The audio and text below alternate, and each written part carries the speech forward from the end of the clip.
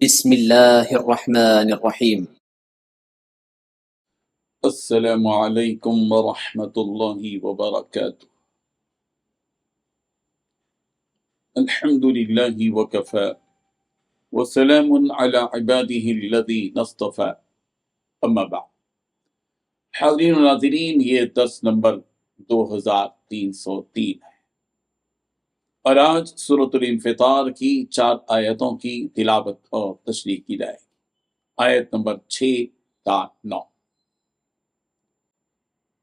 اعوذ باللہ من الشیطان الرجیم، بسم اللہ الرحمن الرحیم۔ یا ایہا الانسان ما غرک بربک الکریم الذی خلقک فسواک فعدلک فی ای صورت ما شاء رکبک کلا بل تکذبون بالدین صدق اللہ العظیم۔ لفظی ترجمہ یوں ہے، یا ایہا الانسان، اے انسان، ما غرک، کس چیز نے دھوکے میں ڈالا تجھے، بربک الکریم، اپنے رب کریم کی بابت، الذی خلقک، وہ جس نے تجھے پیدا کیا، فسواک، پھر تجھے ٹھیک ٹھاک کیا، فعدلک، پھر تجھے معتدل بنایا، فی ای صورت ما، جس صورت میں چاہا، رکبک، تجھے جوڑ دیا، کلا بل تکذبون، ہرگز نہیں بلکہ تم جھٹلاتے ہو، بالدین، جزا کو۔ ترجمہ یوں ہے، اے انسان، تجھے کس چیز نے اپنے اس پروردگار کے معاملے میں دھوکہ لگا دیا ہے، جو بڑا کرم والا ہے، جس نے تجھے پیدا کیا، پھر تجھے ٹھیک ٹھاک بنایا، پھر تیرے اندر اعتدال پیدا کیا، جس صورت میں چاہا اس نے تجھے جوڑ کر تیار کیا۔ ہرگز ایسا نہیں ہونا چاہیے، لیکن تم جزا و سزا کو جھٹلاتے ہو۔ ان 4 آیتوں میں 4 باتیں بیان کی گئی ہیں۔ پہلی بات، اے انسان، تجھے کس چیز نے اپنے پروردگار کے معاملے میں دھوکے میں ڈال رکھا ہے، جو بڑا کرم والا ہے۔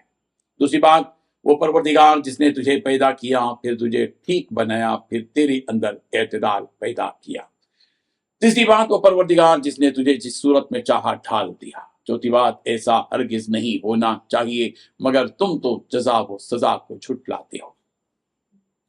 بزرگان محترم، قیامت کے احوال اور اس کی ہولناکی کو بیان کرنے کے بعد اللہ تعالیٰ انسان کو اس کے اعمال کی کوتاہی اور اس کی لاپرواہی پر ملامت کرتے ہوئے فرما رہے ہیں کہ اے انسان، تو ان تمام حقائق کو جاننے کے بعد بھی اپنے رب کی نافرمانی کر رہا ہے اور اس کی اطاعت سے منہ موڑ رہا ہے۔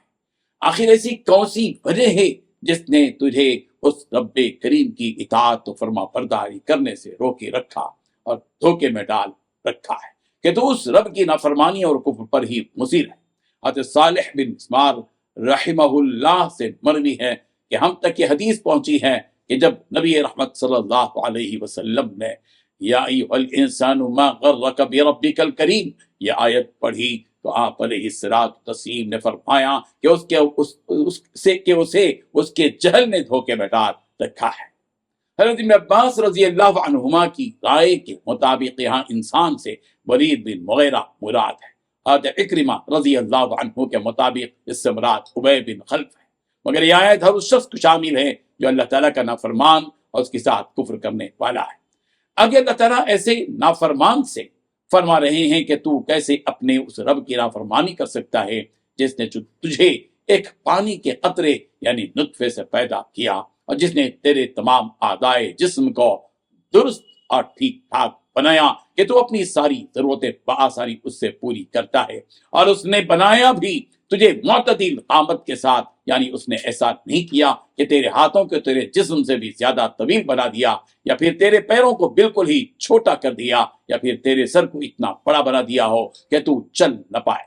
ایسا اس نے نہیں کیا، بلکہ تجھے معتدل انداز میں جس چیز کی شکل اور قامت جیسی ہونی چاہیے اسی طرح پیدا کیا۔ الغرض اس نے اچھی سے اچھی صورت میں جس میں تجھے ڈھالنا تھا اس نے ڈھال دیا، جیسا کہ سورۃ التین کی آیت نمبر 4 میں فرمایا، لقد خلقنا الانسان فی احسن تقویم، کہ یقیناً ہم نے انسان کو بہترین سانچے میں ڈھال کر پیدا کیا، لیکن پھر تو نے اس رب کے احسانات کو فراموش کر ڈالا اور اسی کا نافرمان ہو گیا۔ تجھے ایسا نہیں کرنا چاہیے، بلکہ تجھے تو اس رب کا برگزیدہ بن کر رہنا چاہیے جس نے تجھ پر اتنے احسانات کیے، لیکن تیری فطرت میں ہی نافرمانی اور معصیت بھری ہوئی ہے، اس لیے تو نے اس احسان کا پاس و لحاظ نہیں رکھا۔ اور حقیقت تو یہ ہے کہ تجھے آخرت اور جزا و سزا کا کوئی یقین ہی نہیں، اس لیے بھی تو اپنی من چاہی زندگی گزار رہا ہے۔ لیکن اب تو اس جزا و سزا کو اپنی آنکھوں سے دیکھ لے گا تو اپنے کیے پر پچھتائے گا، اور اس وقت تیرا یہ پچھتانا تجھے فائدہ نہیں دے گا۔ اللہ تبارک و تعالیٰ ان حقیقتوں کو سمجھنے کی توفیق عطا فرمائے۔ آمین وآخر دعوانا ان الحمدللہ رب العالمین۔ ڈیلی درس قرآن کو سبسکرائب کیجئے، اپنے تاثرات اور مشورے ارسال کیجئے، اور اپنے متعلقین کا گروپ بنا کر انہیں روزانہ درس قرآن بھیجئے اور اجر و ثواب پائیے۔ جزاکم اللہ خیر۔